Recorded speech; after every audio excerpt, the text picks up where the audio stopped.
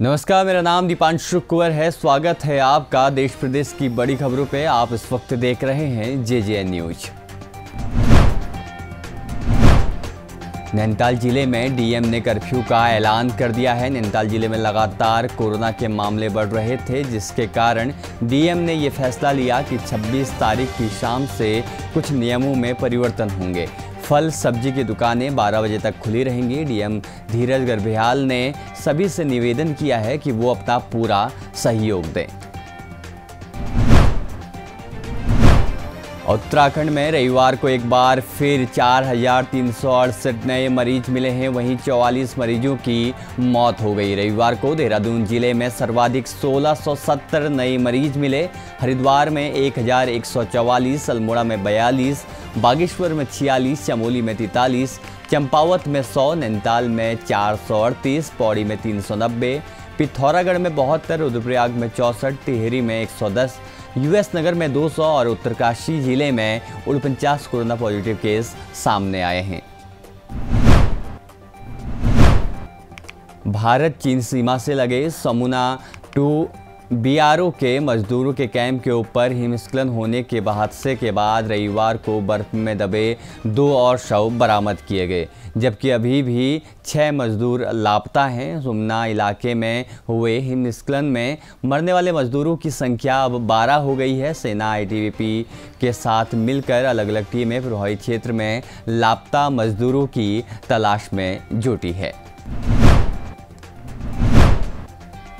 देहरादून और ऋषिकेश में बेकाबू होते कोरोना संक्रमण रोकने के लिए एक हफ्ते कोविड कर्फ्यू लगा दिया गया है। कर्फ्यू सोमवार शाम 7 बजे से लागू होगा, जो 3 मई तक रहेगा। और जिलाधिकारी डॉक्टर आशीष कुमार श्रीवास्तव ने बताया कि देहरादून में कोरोना मरीजों की संख्या लगातार बढ़ती जा रही है। बीते कई दिनों से हर रोज 16 से ज़्यादा मरीज सामने आ रहे हैं। इसी वजह से ये कड़ा फैसला लिया गया है।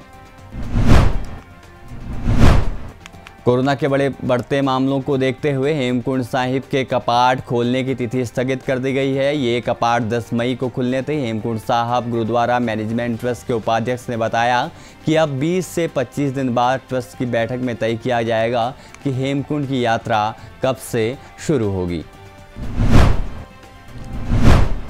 देश में बढ़ते कोरोना के मामले को देखते हुए स्वास्थ्य मंत्रालय ने रविवार को सभी राज्यों को कोरोना प्रबंधन पर फिर से विचार करने को कहा है। स्वास्थ्य मंत्रालय ने कहा कि जिस जिले में अधिक मामले सामने आ रहे हैं, वहां अधिक निगरानी की ज़रूरत है।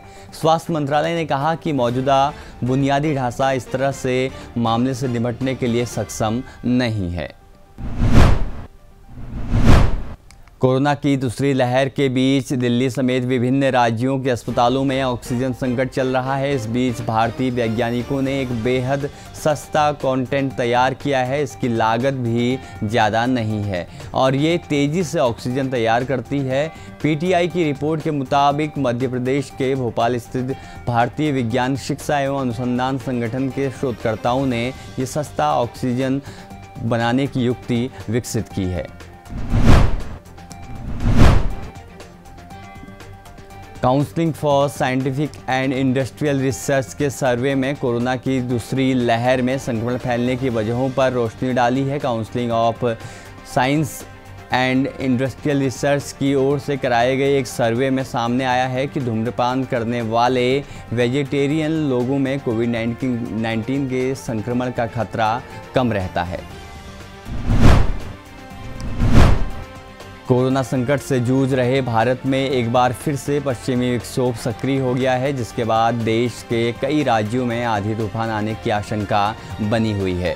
तो वहीं कुछ राज्यों में गर्मी ने अपना प्रकोप दिखाना शुरू किया है। भारतीय मौसम विभाग ने अपने ताज़ा अपडेट में कहा है कि आने वाले दिनों में हरियाणा, पंजाब, MP, राजस्थान और गुजरात में गर्मी अपने चरम पर रहेगी और पारा 45 डिग्री के पार तक जा सकता है।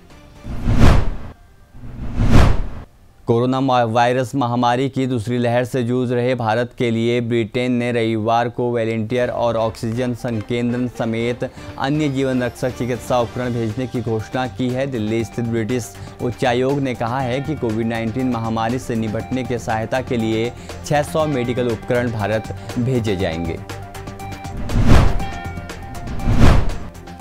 अभी तक की खबरों के लिए बस इतना ही। ताज़ा अपडेट्स के लिए आप देखते रहिए JJN न्यूज़।